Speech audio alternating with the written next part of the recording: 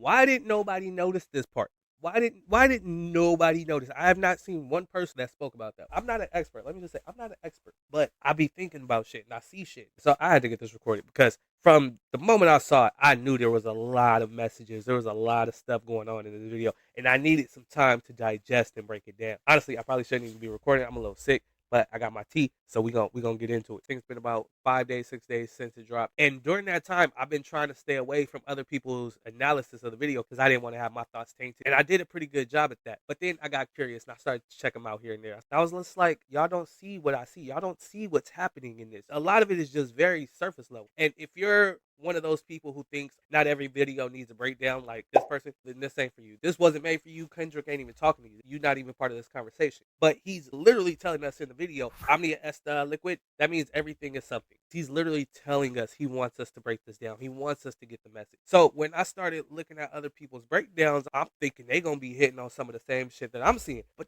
like completely overlooking and bypassing what I feel like is the crucial message in this video, kind of like about balance and duality, the yin and the yang, the good and the bad, right? Because like, so yes, of course, that's the Scrabble board from Soul Train. That's the homage, right? But nobody else paid attention to what happened with the music in this scene and why it was relevant. When you really dig into it, you start to see he layered this shit. Same with this scene. Main thing people noticed was the tribute to the Isaac Hayes cover, Black Moses. But nobody thought to look up why it was named that and where that name came from and why it's so relevant in this scene in particular. I think everybody was able to spot right away that this was the kid from Menace to Society. Like, that was the giveaway. But why did nobody recognize that this entire scene is representative of Drake's death in the music industry? Like, this is literally everybody partying while Kendrick mourns the fact that he had to do this. I'm going to go through scene by scene because I really dissected this shit. I really wanted to see what Kendrick was trying to say. I felt like, honestly, I was getting a little irritated listening to other people's breakdowns and how surface level and like, it was just, like, you ain't saying shit that everybody on TikTok with Google can say. I think it really bothered me because I feel like it's low-key disrespectful to the art form and the message that Kendrick is trying to get us to understand. And I think relegating it to, oh, that's from Soul Train. Oh, that's from the Black Panthers. That's from a movie. That's a movie reference. Like, no, it's deeper than that. It's way deeper than that. So, yeah, I don't want to talk about it too much more. We're going to go through scene by scene, all right? Like I said, if you not into deeper meanings, if you're not into dissecting art, discussing critical thought, like what Kendrick say, it's a lot of big mouths, but not a lot of big ideas. Like, if that's you, that's fine. Just know this video ain't for you. All right, we're gonna hop back to the beginning. So the chandelier is important. I want you to pay attention to it throughout the video. All right. God knows. All right, start right here. So I think one of the first things a lot of people notice is that the set of the room is a tribute to the Roots video, The Next Movement, right? Which is a song about artists who are saying they're the next big thing, what they got coming, they're the new hot shit, right? Questlove, the Roots drummer, spoke out about the beef and how it was mudslinging and hip hop is dead, right? So again, all just back to the duality of all this shit. He used that same setting both in homage to this video and the song about the new hot shit, the next wave of what's coming, but also as like part of Kendrick's whole message with this album and this rollout has been reincarnation and how he had to bring the party back. Something that a lot of people just kind of skipped over is the size of the room is distorted so that everybody looks like a kid. Like, it almost reminds me of like some Rugrats type shit. But I am reincarnated. I was stargazing. Life goes on. I need all my babies. a couple things. Again, back to the duality. All throughout the video, Kendrick kind of like balances the scene in one way or another. So on one side, he has a girl dancing. On the other side, he has the boy up on the street sign. A lot of times, if you see that happening in real life, somebody's up there like trying to tag something, right? And I think this scene kind of speaks to the different outlets for our creativity and our passion. I think there's some kind of like obvious symbolism about masculine and feminine energy and how that manifests itself in us, like in our youth and our childhood. And you'll see throughout the video that there's different nods to like the masculine and the feminine energy and how it balances, right? But the girl, she's dancing, she's like expressing creativity, just like true passion, right? And a lot of times they say our inner child, that's what we have to rediscover. That's what we have to kind of like reconnect to get back to that passion we had as a child. Those things we really cared about, those things we put a lot of energy towards. Because then as you look on the other side, the boy, he's up on the side. This kind of like speaks to the risk you have to take and the rebellious nature you have to have kind of like with society and with the world, while also taking action to reach that kind of like higher purpose. Like I said, remember the chandelier, that's really relevant if you pay attention to its positioning. I don't think it was an accident or unintentional that It was the little boy up on the street sign taking a risk, doing something rebellious that was able to like kind of reach and literally touch that kind of what I think it represents our higher self. Because if we go back to the opening, as it opens up, Kendrick is 30. He's right up under. He's in alignment. You feel me? He's in alignment. He's balanced. And as he goes throughout the video, you're going to kind of see him get pulled out of alignment through the different things that are going on in the video. And while we're still here, I think this whole video is low key autobiographical when it comes to Kendrick. So up here, we see the freeway sign that leads to Compton, but you see there's 3 different directions you can go. And as we get to the next scene, you're going to see there's 3 different options that Kendrick could have chose or did choose or danced in between. Real quick, when he was dancing, watch the chandelier. Then he goes back to pose, chandelier stopped moving. When he was dancing, when he was out of alignment, it was shaky, it was moving. When he's 30, it's still. But you know, all right, where y'all want to start? I think the gang members balanced with the dudes kind of like partying, dancing. You see the double cups in the back.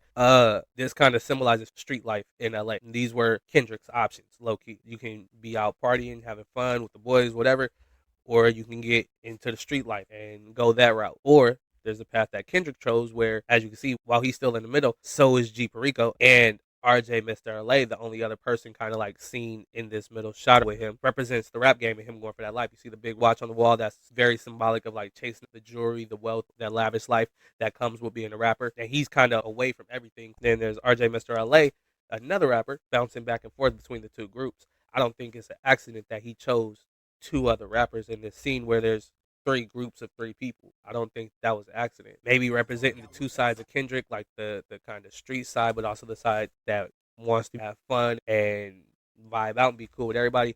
But then also the person who's just on his own by himself, who's focused on his shit, focused on wealth, focused on status, focused on success. So yeah, I think there's a lot to dissect, but this still just kind of keeps up with the autobiographical nature of the video and Kendrick kind of showing where he's been pulled and like the different directions he's been pulled in. If you're not from the Bay, I think there's something that goes over most people's heads because they don't know the difference. And that's what the dudes dancing in the back. If you grew up in the hyphy movement, if you grew up in that era, you know that hyphy was equivalent to crunk. Yes, it's a style of music, but it's also like an energy. It's a vibe. But as far as like actual dancing, we would call that gigging or like going dumb. He was going dumb, hanging out the window, right? So I think balancing that with him sitting in the chair, reading the book, How to Be More Like Kendrick for Dummies, while he's in the middle of people going dumb, that's saying something. And not just that, he's sitting down. He's grounded himself. He's seated. Yes, he's in the middle of it, but he's still holding steady. He's still rooted, right? You see the balloons, the blue and pink, again, learning to balance that masculine and feminine energy. While also, I don't want to say it's just the Bay Area because I think it might just be a hood thing, but the chair, the balloons, that's very reminiscent of a baby shower, like a gender reveal, which has kind of always been like a stigma or a big thing in our culture is like people having kids when they're not ready or they can't afford it or they're not in the right situation, their environment isn't right. So I think this scene as a whole is kind of like symbolic of maybe the Black community in the sense like a lot of times there's chaos around us. We have these pools to go out and party and drink and have fun, but you also need to be taking that time inside and focus on improving and how to get better. And then centering this between the 2 flags is like our history and our culture, like the important shit, the shit that we should be standing on, we hold it in such high regard. We have such a high opinion of it, but it's kind of just up there. Like if you walk into a room and a flag is hanging up in the classroom, whatever, you might notice it, but not really. It's not something you actively paying attention to. It's just a representation. But if our actions are in alignment with what that flag represents and the struggles that came with it and everything it stands for, are we really living up to those morals and values? You feel me? Does that make sense? Are y'all fucking with me? Am I too far? Let me know in the comments. Am I too crazy? Am I too out there? Like this is the type of shit that I be seeing when I watch stuff. Like I be watching for symbolism and messaging and shit. And I feel like Kendrick is somebody who just delivers on that again and again. Let me check my notes because I was taking hella notes when I went through and watched this again. Ooh, next scene is my favorite. That's my favorite one. Let's see. I think there's a lot going on that he wants to say. And for him, like for his mind to think like this, I don't know. That shit is wild to me. That shit is crazy.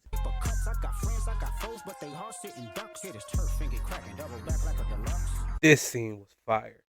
I didn't even realize it at first. I did like the 3rd time I watched it. I was like, oh shit.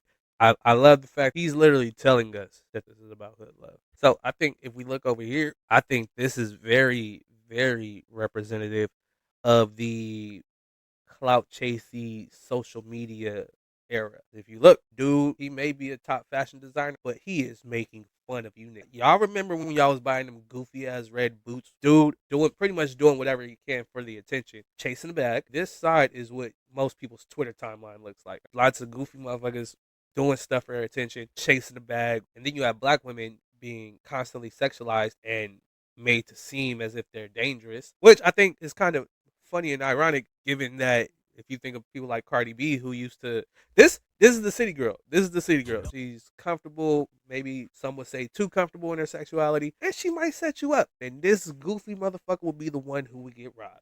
Go listen to Mona Lisa. Lil Wayne and Kendrick. Go listen to Mona Lisa. This is gonna be the goofy nigga. But yeah, as you can see, they're very far apart, way away from each other. Not even it's past not seeing eye to eye. They have completely turned their backs on each other. All right, that's not on accident. This ain't just about an iced tea cover. All right, and then if we look over on this side, just these two fighting alone, I think says a lot. You can see one's dressed in all black, one's dressed in all white. Black men at war with their own masculinity, their own fragility, but also at war with the whiteness of America, the white construct that's out there, the systemic racism. Let's watch what happens. Who comes to save the day? Black women. I'm trying to tell y'all niggas something, bro. Y'all better listen. But watch what happens. So she comes save the day, then they start robbing them. We gonna get to this in a second because this is important too. And you see while they robbing them, whether that's robbing the system or robbing another black man, she's what it looks like scolding. Looks like she's scolding him, right? Hood love. Now, let's get back to the middle. That was my favorite part because that was the part I missed that shit until like last night when I watched it. Kendrick doesn't leave from under this chandelier except for like 3 times in this video. This is the first time. The only time he does is like when he's dancing off, so he's kind of like shaking and shit. But I think that when he's by himself is kind of representing like how we stray away from being focused on that higher self, whatever, right? So for this one, he's no longer dancing under the chandelier directly. He's dancing with Storm DeBarge, and they're both sharing it. And I feel like it's kind of like clear, like we need to get back on the same page. We need to fix the dynamics between black women and black men and stop with these bullshit narratives out here that people are spreading. You need to be centered and balanced and focused, and y'all need to have like a common goal or a common purpose. Y'all just need to be on the same page. Yes, they're doing their own thing, but they are very much in sync. Squabble Up. All right, so for this scene, before I even let it play, we know that's from Soul Train. We know what the phrase in Latin means, right? I think somewhere in the rest of them letters you can spell Drake, but I don't know if that's relevant. But on the other side, you got the girls at the they might be aunties, but at the little mall airbrush backdrop, whatever party shit, whatever, because they had those in the clubs too. For me, I think those are both representative of black culture, black music, black entertainment from basically the 60s all the way up to like early, maybe mid late 2000s, right? Those are both of the eras that those moments represent. Listen to what happens to the music. I'm gonna play the regular version so y'all can hear what happens to the music. For some reason, nobody caught this.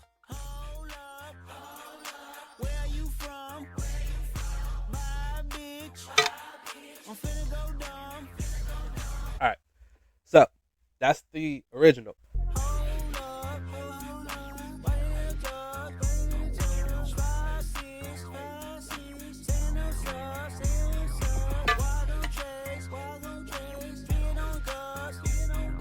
Why didn't nobody notice? I have not seen one person that spoke about that. Why did nobody notice that he jumbled up, mashed up everything he was saying in that scene? Why did nobody notice that?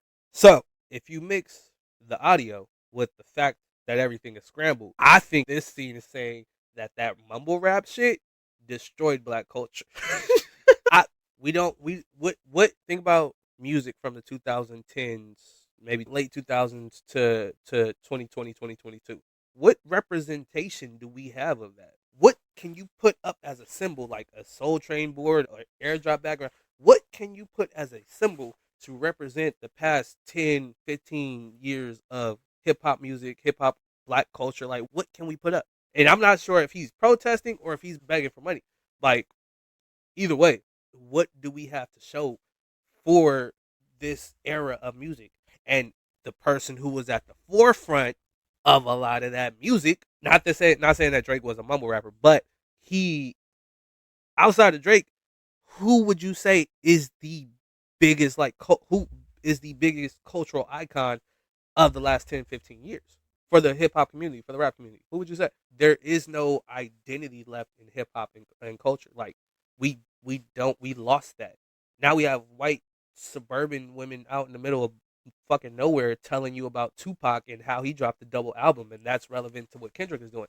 Like we've lost a lot, and I think he's saying with the scramble board. With I don't know if he's saying that just the mumble rap shit. I don't know. I don't want to say that mumble rap destroyed it, but also everything is kind of like homogenized. Everything is all mixed up. This album, this mixtape, this project, it was a ode and dedication to the West Coast. You don't get very much region specific music anymore. You don't get music that you know, oh, that's from Texas. Oh, you don't get music that you know, oh, that's from Chicago or Philly or New York. Like everything sounds homogenized, like it was all manufactured. He's trying to tell us something. I don't know exactly what it is, but I know he doesn't just want y'all to know about Soul Train and like airbrush backdrop. And this, I think this is very interesting because this is when they really started to commoditize hip hop and like turn hip hop like staples and fashion into kind of like capitalistic movement. And actually, I mean, guess you could say it started over here too. Commercialization of the culture. Is that what this is? I don't know. Let's go. Shout out to the homies, bro. The media has been trying to drive a wedge between black and brown people for a while. I don't think Kendrick liked that shit. We gonna come back to this thing because this is really. I need help understanding. I need help understanding what the fuck his facial expressions mean. This was 2024. This was the beef. This is the beef in one scene. Everybody partying to not like us, damn near. Everybody's partying to Kendrick to not like us, while Kendrick was dealing with guilt from having to put the homie on his back. You forced my hand. You forced me into this. This what we doing now. Sorry, I had to lay you to rest. Sorry, I had to take you out like that. But yeah, I think this scene, like, while paying tribute to like the Latino culture in the West Coast, the Bay Area, LA, a lot of California culture, it's hard to separate that line between black and brown. Like, yes, we have our differences. Yes, there are cultural things, but a lot of it is very, very similar, like intertwined. I feel like black people, brown people, they both set up the visuals, go light the candles, then turn around, go party and celebrate them the next day. Like, that's normal shit. That's completely normal shit. I thought this was like really dope, especially with the Debbie Deb sample. Who I think I want to say her profile is listed as American. I don't know what that means as far as heritage and culture, but she lived in Brooklyn, which that mixed with that dance kind of electronic that freestyle era music. So artists like Stevie B, that was big. That had its time on the West Coast, especially in Latino culture. Like, I just thought this was like a really, really masterfully curated scene. Even like with the Nate Dogg album kind of hanging from the chandelier, like it would in a lowrider hanging from the rear view. This is that. The rose. I saw somebody say that could represent the rose that grew from the concrete, like an homage to Tupac. So, like I said before, Kendrick was only from under the center 3 times. We saw it the first time with the hood love scene, but he was more so sharing the center. This time, he's fully out of alignment. While everybody is partying and turning up, he is mourning the loss. And I think if we go back and look, first of all, he's looking down in almost like pity and like reverence, like, ugh.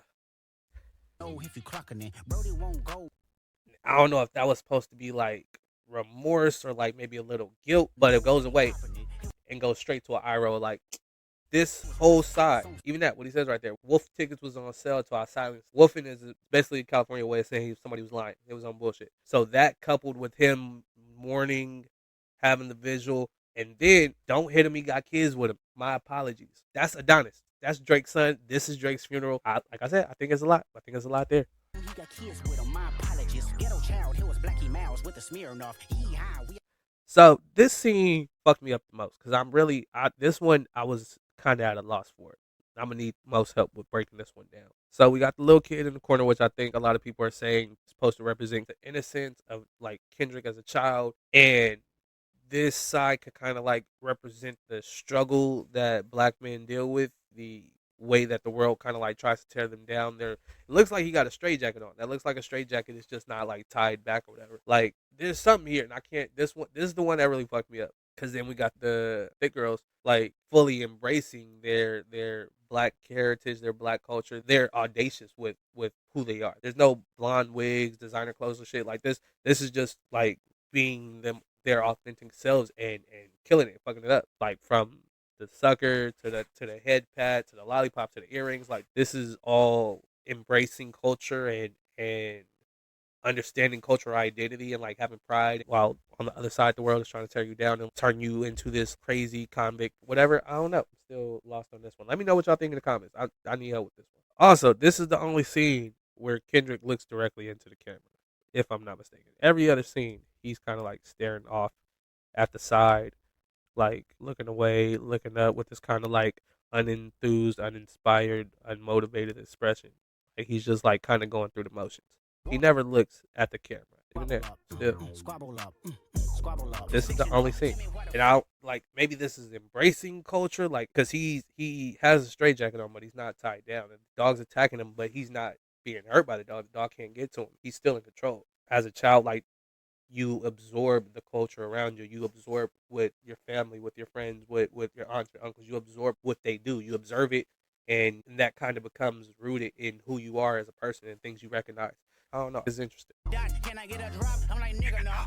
Moon coon from the west side to Senegal. It's a full moon. Let the wolves out. I've been a dog. All right. So the title of Isaac Hayes' 1971 album Black Moses comes from a nickname given to the musician by Stax record employee Dino Woodward. The Woodward compares Hayes' impact on black audiences to Moses' leadership and called him Black Moses. Hayes was initially uncomfortable with the nickname, which he considered sacrilegious because of his Christian background. However, he eventually became to embrace it, seeing it as a symbol of black pride. Now, you can tell me which one you think he is talking about, whether it's sacrilegious or a symbol of black pride. But I don't think it's one of them. If you look at the background, it's the picture of Black Jesus on sale for $40. Good, but she don't got no ties.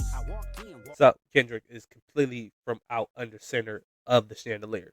He's clearly out of alignment. And this, I think, is just like very clearly him drawing a line between what's over there, what they doing over there with the bullshit that they on that side, and what I'm standing for. Squabble up, squabble up, squabble up, squabble up, squabble up, squabble up, squabble up.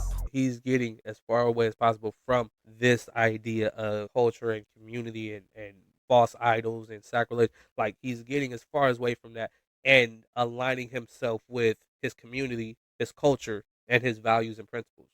Black Panthers stood for strength, pride, solidarity, black empowerment, and kind of taking back our community, taking back that kind of like regional pride, that community ownership, and being a guardian figure in your community, especially with Christmas being tied to the birth of Jesus, while literally on the other side they're selling the representation of Jesus to follow this false idol. Like he's not trying to balance between what's going on over there and what he believes in. He's standing firm and like, no, this is where I'm at. This is what I believe in.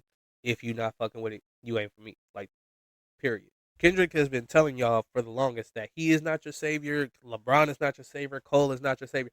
We put these celebrities and these figures on these pedestals. We give so much power and credence to these people who are literally just people like us. And a lot of times the ones that we end up idolizing or putting up on those pedestals, they've been put there by somebody, or they've been put there for a reason to lead us astray or lead us somewhere that we don't need to be going. Kendrick is not your savior. Kendrick is not trying to be your savior.